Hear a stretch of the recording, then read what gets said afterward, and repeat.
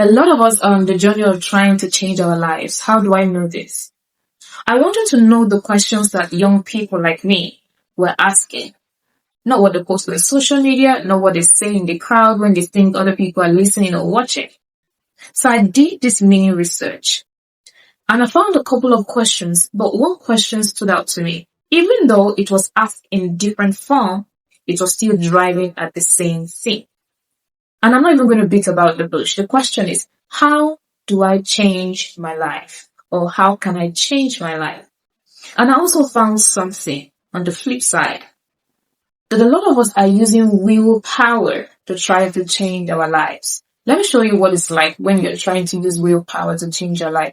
You wake up in the morning and you say, this week, I'm going to read a whole book. I'm going to finish a whole book. This week, I'm going to delete the social media apps that is keeping me distracted. I'm going to read my Bible every day. You know how you do it. And somehow, a week later, you are back to where you started, or even worse. What do you think is responsible for that? So, as someone who is also embarking on this journey, which is why I got the pull or the push to actually do this research, because I went online and what I was seeing was not what I actually needed. There was a lot of English, and I've been hearing English for a very long time. It hasn't worked for me. So I was looking for what will actually work for me. What am I supposed to do? What can I do step by step? Because you go to YouTube thinking that you're going to find something, and then someone comes up, speaks for a long time, 30 minutes, 20 minutes, 25 minutes, and when they're done, you're sitting there in silence with yourself thinking, okay, what did they actually say? Because you can't really pick out what you have to do. So from research and observation, I was able to pull out just 3 things. 3, not 5, just 3. And these 3 things shifted my mind so much, I couldn't help but come up here to share with you. So if your life must change, if you want your life to change, these are the 3 things that you must know. I'm not going to waste your time, so stay with me as we unveil these 3 things. So the first thing I want you to know is that nothing outside of you has the power to change your life. Everything that you need to change your life is already inside of you. And I know it sounds cliche, because when you've tried to use your willpower and it didn't work, it gets to a point where you start believing it has to be something outside of me, because if it was within me, I have tried.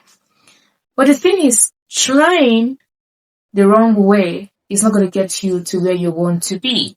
And most times we are trying using our willpower, using our strength, but we're doing it wrongly. And I get it. There's a place where someone has to help you pull it out. Someone has to guide you. Someone has to teach you. Someone has to help you bring it out of you. But nobody can put anything inside of you that is not already inside of you. And it is only what is inside of you that has the capacity to change you. So the question is, what do I have inside of me that I have not used? You will find it and you will put it to use. That is the first thing. The second thing is, you must be willing to embrace everything that comes with having a great life, having the life you want. So what does that mean? Life is very, very cruel. It demands that you operate on its own terms. So you don't get to choose what you want and what you don't. The only thing you have an opportunity to choose is the kind of life you want, the kind of life you desire. After you've chosen it, there's already made curriculum that comes with how you engage. So just imagine you're cooking jollof rice. You have everything you need to cook the rice. Everything, literally everything. But while you were cooking, you forgot to put salt. Let me tell you, everybody that tastes that rice is going to know what is missing in there. The abundance of one ingredient doesn't cover up for the one that is missing. That is exactly how life is. The abundance of what you have does not cover up for what you don't have. You don't get to choose prayer and leave discipline. You don't get to choose discipline and leave courage. You don't get to choose courage and leave faith. You don't get to choose faith and leave honor. You don't get to choose honor and leave relationships. I really want you to get this. I really want you to understand this. If you choose prayer and that is all you do, you'll be so shocked that the person who is not praying as much as you do gets what you want. Because it's, like I said, just like cooking. It's bringing everything together in the right proportion that propels you to your destination, to where you want to be. To be honest with you, it took me a very long time to understand this. You know how you're struggling with something and someone comes along and you're trying to explain it to them and you're like, oh, but I have prayed. Very well, you've prayed. What else have you done? Or what else are you doing? Let's go to the third one. This is the one we always skip.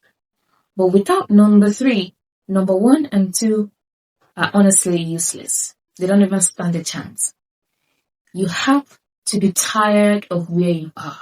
You have to be tired of your current condition. If you are not tired of where you are, there is no point listening to me. Because you're not going to use it for anything. Being tired of where you are is actually what gives your feet strength to run after the life you want for yourself. Have you ever seen a pregnant woman in labor? She's in pain. But because she's tired of her current situation, she is eager to push. She's very eager to push. Not because she's not in pain, but she's tired. So whatever she will do to relieve herself, and in that condition, in that situation, the only way is to push. That is how you have to be. The only way to get to where you want to be is to push. You don't get to back out. You don't get to stay away. You don't get to run back. You just have to push. The only thing that will give you strength to push with that intensity is the restlessness that comes with knowing that I have been down before, I've been here before, and I am tired of this place. I'm tired of this position. Whatever I need to do, I have to do it to get out. You know what is said? A man who is already on the ground is not afraid of a fall. That is the kind of mindset you should have. If you're already on the ground, what are you afraid of falling? You can't fall. The only thing you can do is to get up.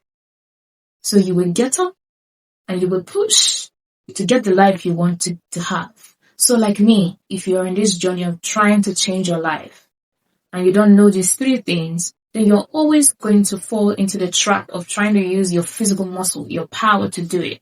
And it will always not be enough. It will always not be enough. Whatever you do, as long as you're in this journey, don't forget these 3 things. Number 1, nothing outside of you has the power to change your life. Number 2, you must be willing to embrace everything that comes with the life you want. Having a great life. Number 3, you must be tired of your current condition. If there is one thing I will leave with you, is find what you already have inside of you that you have not used before and put it to use. That is the first place to start. What do I have? If you don't know what it is, look for it. Speak to people who can help you.